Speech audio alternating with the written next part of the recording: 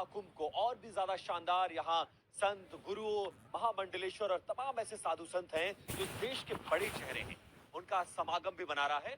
हम इस वक्त जहां मौजूद हैं वो देश के उन तमाम बड़े चेहरों में हैं जिनको ध्यान और साधना का अब बड़े चेहरे के रूप में माना जाता है।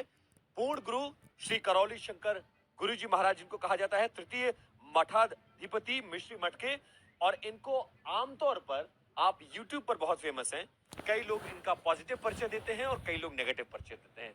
महाराज जी, बहुत स्वागत है आपका TV9 भारतवर्ष पे। धन्यवाद। कुंभ चल रहा है, नदियों का संगम, संस्कृति सभ्यताओं का संगम, इसके अलावा साधु संतों का समागम और पहला शाही स्नान हो चुका है।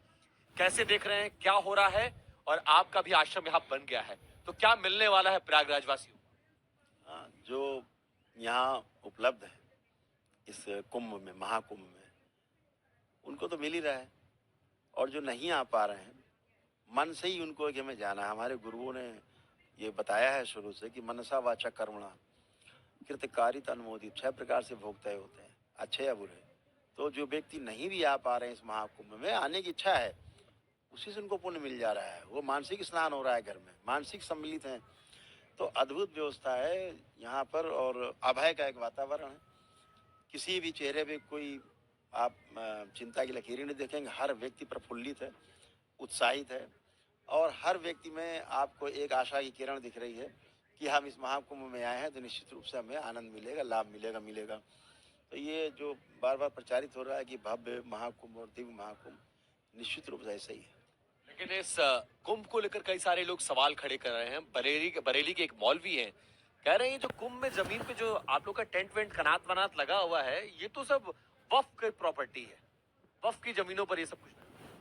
सवाल का मतलब ही होता है, सवाल करने वाला व्यक्ति कष्ट में है, दुख में है, समस्या में है, तो ऐसे लोग कृपा के पात्र हैं। इन लोगों को इलाज कराना चाहिए अपना। आगे बात है। हाँ, इलाज कराना चाहिए। बहुत सारे साधु संत आए हैं, हर जगह ज्ञान बट रहा है इतना ज्ञान प्रयागराज में बाहर से आ गया। प्रयागराज तो वैसे ज्ञानियों की धरती है, लेकिन आपको लग रहा है बाहर से इतना ज्ञान आ गया, यहाँ जो ज्ञान बट रहा है उस ज्ञान गंगा पे कुछ कहना चाहेंगे, बोलना चाहेंगे? ज्ञान तो सदा से है, ज्ञान आता जाता नहीं। जैसे स्पेस है, चारों ओर बना हुआ है, हमेशा बना रहता है एक जैसा, चीजें घटी बढ़ती रहती, चलती फिरती रहती, ऐसे ही ज्ञान है। ज्ञान सदा से था, सदा है, सदा रहेगा, इसी को सनातन बोलते हैं। तो हम, ये देश ज्ञानियों की धरती है, और सनातन को मानने वाले हम लोग हैं। उस धर्म को मानने वाले हैं जो व्यवस्था है, व्यवस्था में जीने वाले लोग हैं। व्यवस्था में जी करके ही सुख होता है, और वह सुख निरंतरता में बदल जाए, ये हम गुरु परंपराओं में जा करके अपने गुरुओं से शिक्षा लेते हैं। तो हम उस परंपरा को अपना करके और आनंद की अनुभूति करते हैं। सुख हमारा निरंतर बना रहे, कभी तो हो ही ना, इसी को आनंद कहा गया है। तो ये सदा से था, सदा है और सदा रहेगा। बस ये जरूर है कि जिन्होंने अनुभव किया है ज्ञान का, वो सब यहाँ इकट्ठा है। आप, मठ आपका बहुत बड़ा है, आप बड़े गुरुओं में से माने जाते हैं। यहाँ भी बड़े बड़े मठ आए हैं और आलीशान 5 सितारा तरह उनके आश्रम बने हुए हैं, बड़ी बड़ी गद्दियों पर बैठे हैं। और मैं देख रहा हूँ आप 10 बाई 10 के कमरे में जमीन पर बैठे हुए हैं। जहां आप बैठे हैं वहीं आपको मानने वाले भी हैं। उन लोग का आश्रम देखा आपने? कहे किसी के आश्रम में बड़ी बड़ी गद्दियों पे, शेर वाली कुर्सियों पर, 5 सितारा टेंट, 5 सितारा सुविधाओं से लैस आश्रम देखे कि नहीं आपने? सुना है, अच्छे अच्छे कैंप लगा रखे, आकर्षण का केंद्र है। अच्छा है, जिसको जो कमी महसूस होती है वो इसी जीवन में पूरा करने की कोशिश करता है। पूरा कर रहे हैं वो लोग, अच्छा है। हमें लगता है हम लोग पूरे हैं, जमीन इसीलिए स्वीकार है।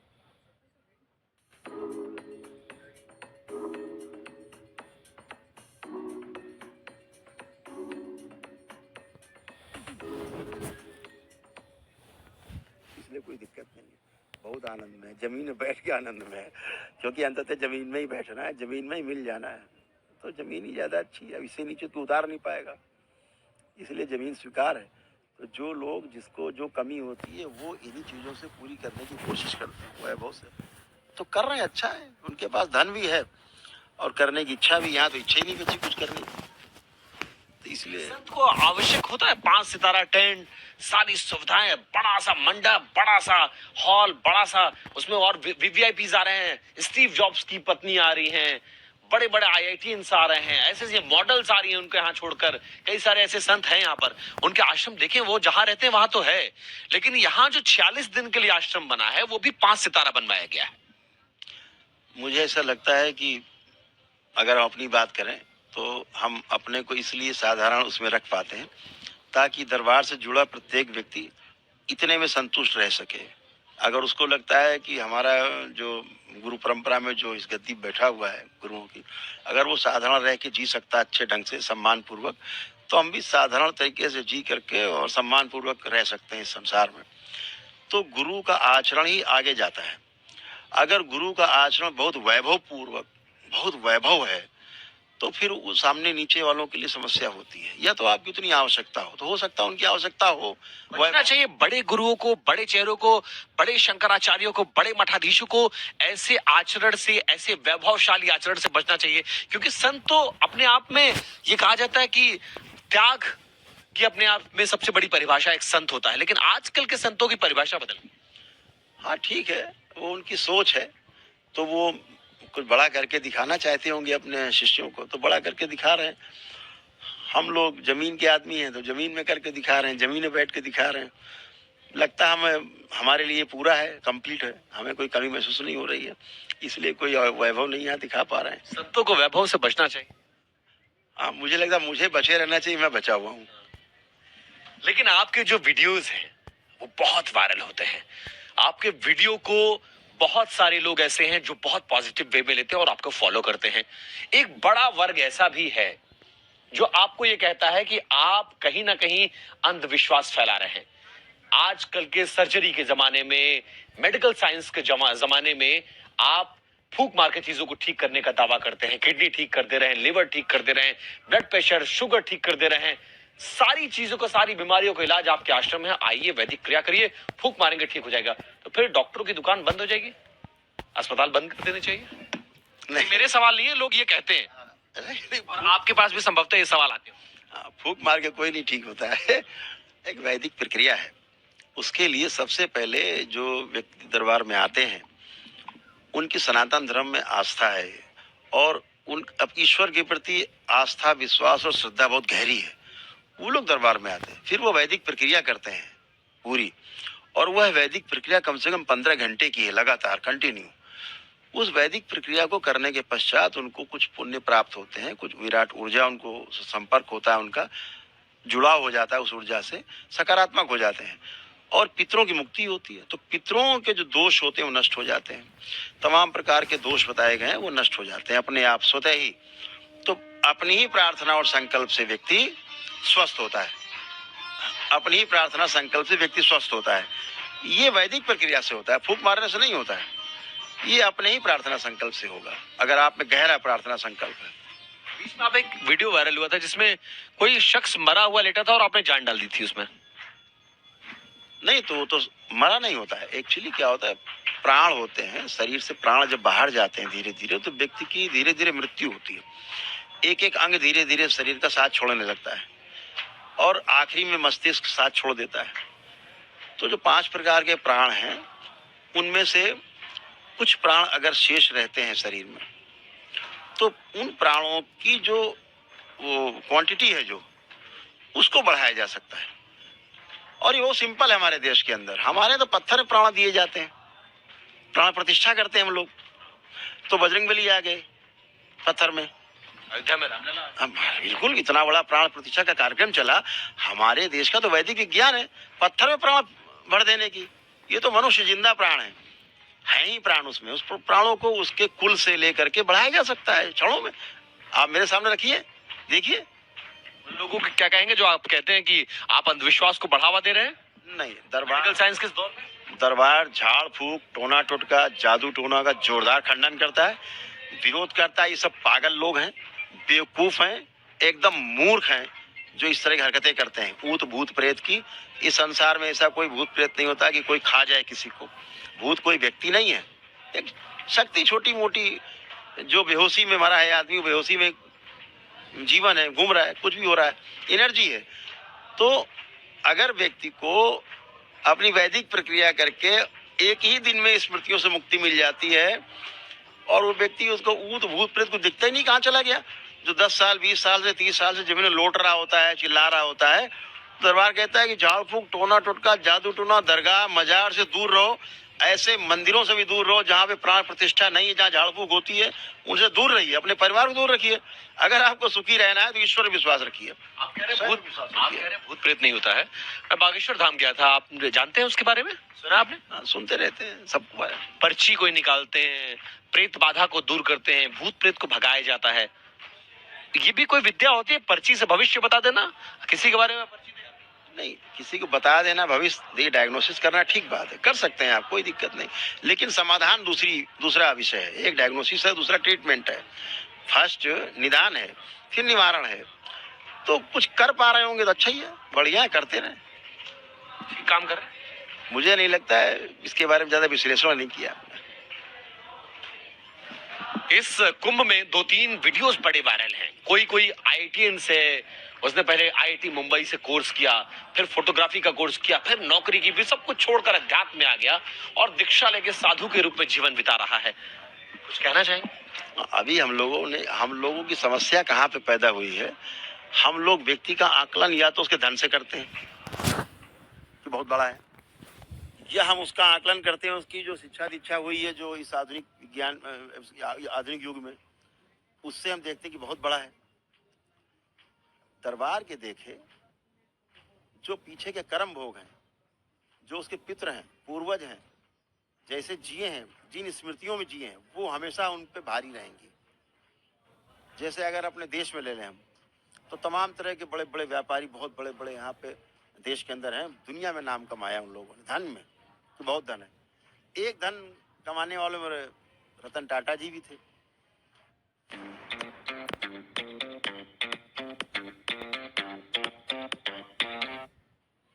जिन्होंने देश को नई दिशा दी।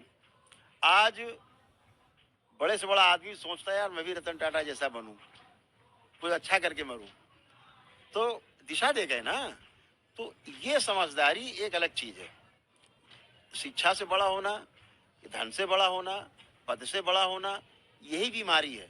तो अगर कोई बीमारी को त्याग किया है तो अच्छी बात है। बीमारी है ये बड़ी बीमारी है। अंतिम सवाल, एक वायरल वीडियो है, एक सबसे खूबसूरत साध्वी इस देश की एक मठ में बैठी हुई हैं। बड़े वीडियोस वायरल हो रहे हैं और उनको दीक्षा भी दिया गया है और देश की सबसे खूबसूरत साध्वी होने का खिताब भी दिया गया है। हाँ, तो अच्छा है, ये तो बहुत अच्छी बात है। लेकिन मुझे ऐसा लगता है, मैंने भाई बात आपसे कही कि चेहरे की सुंदरता से और अध्यात्म का कोई लेना देना नहीं है। जिन्हें भगवान मानते हैं वो सब सांवले थे, काले थे, काले कलूटे थे। चाहे राम को ले लो, चाहे कृष्ण को ले लो, हाँ, तो उस पे नहीं जाते हैं। हम लोग आंतरिक सौंदर्य को देखते हैं कि व्यक्ति में आंतरिक सौंदर्य है कि नहीं। अब इतना बाह्य सौंदर्य है, लेकिन आंतरिक कहीं न कहीं तो उथल पुथल है, तभी तो बच्ची आई होगी वो। तो सबसे बड़ी चीज ये है कि हमारा आंतरिक सौंदर्य निखार पाए, तो अच्छी बात है, वो भी निखारने के लिए आई होगी। मठों में ऐसे लोगों की जगह है जो मॉडल की तरह रहते हैं आज भी। गला, वो जो आजकल एक्सटेंशन हेयर्स आ रहे हैं, वो वाले जो साधु संतों वाले होते हैं, वो लगवा के कहा जा रहा है दीक्षा, ऐसे दीक्षा दी जा सकती है। कोई आया और मॉडलिंग प्रोफेशन छोड़ के वो दीक्षा लेके बैठा है, कितने दिन तक रहेगा कुछ नहीं पता। बिल्कुल नहीं पता है, क्योंकि जो इस तरह से लोग आते हैं निश्चित रूप से ऊब के ही आते हैं। लेकिन समस्या वहां ये नहीं है।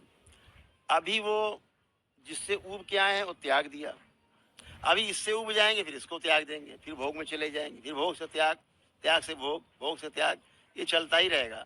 जब तक आंतरिक सौंदर्य निखार नहीं पाएगा तब तक त्याग और भोग में झूला झूलते रहेंगे। दरबार कहता है ना त्याग और ना भोग, सदुपयोग। तो जितना मेरे को चाहिए उतना मैं सदुपयोग करता हूँ। ये मेरी सुंदरता है, ये दरबार की सुंदरता है कि ना त्याग है और ना भोग। एकदम खुले आसमान नीचे भी नहीं बैठे हैं और एकदम बहुत विलासता भी नहीं है।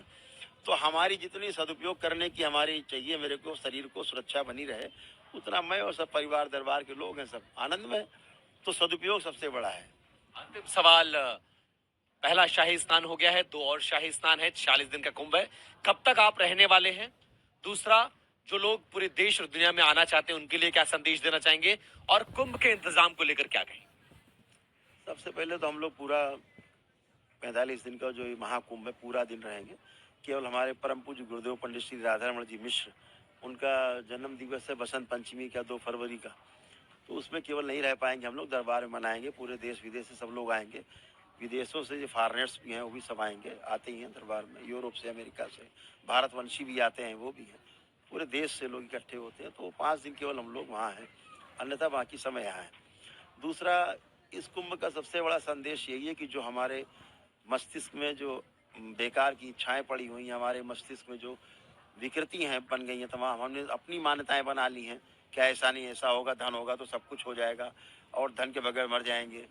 संबंध को हमने नीचे किनारे कर दिया है और भौतिक सुविधाओं को सबसे ऊपर कर लिया कि ये होगा तो बड़ा सम्मान होगा। तो ऐसा जो परसेप्शन बना के रखा है, अगर दरबार जो सजा हुआ है यहाँ पूरे महाकुंभ में, सारे दरबार सजे हुए हैं, यहाँ विचारों का महाकुंभ है। माँ गंगा तो वही है, त्रिवेणी का तट तो है ही, लेकिन ये विचारों का महाकुंभ है। इस विचारों के महाकुंभ में अपने विचार त्याग करके अन्यथा के, और ये खाली कुंभ लेकर के अपना घड़ा है, और ये विचारों को अपने उस घड़े में सजो करके ले जाएं, भर के ले जाएं, लबालब करके अपने में फैलाएं, परिवार में फैलाएं, समाज में फैलाएं, पूरी सृष्टि में फैला दें। यही सुंदरता है सनातन धर्म की, यही संदेश सबके लिए है कि खूब प्रेम से आओ और प्रेम भर के ले जाओ। बहुत धन्यवाद, आभार समय देने के लिए और बातचीत करने के लिए। करौली शंकर जी महाराज जो कि पूरे देश और दुनिया में बहुत ज्यादा प्रसिद्ध हैं, वो भी 40 दिन इसी कुंभ परिसर में रहेंगे और ये मानते हैं कि ये न सिर्फ सभ्यता और संस्कृति का महाकुंभ है, बल्कि ऐसा विचारों का कुंभ है कि यहाँ से आइए तो बहुत कुछ लेकर जाइए और पूरी दुनिया में इसका प्रचार प्रसार करिए। कैमरा पर्सन अमित के साथ Vipin Choubey, TV9 Bharatvarsh, Prayagraj, Uttar Pradesh. We've been associated with Cashfree for almost 4.5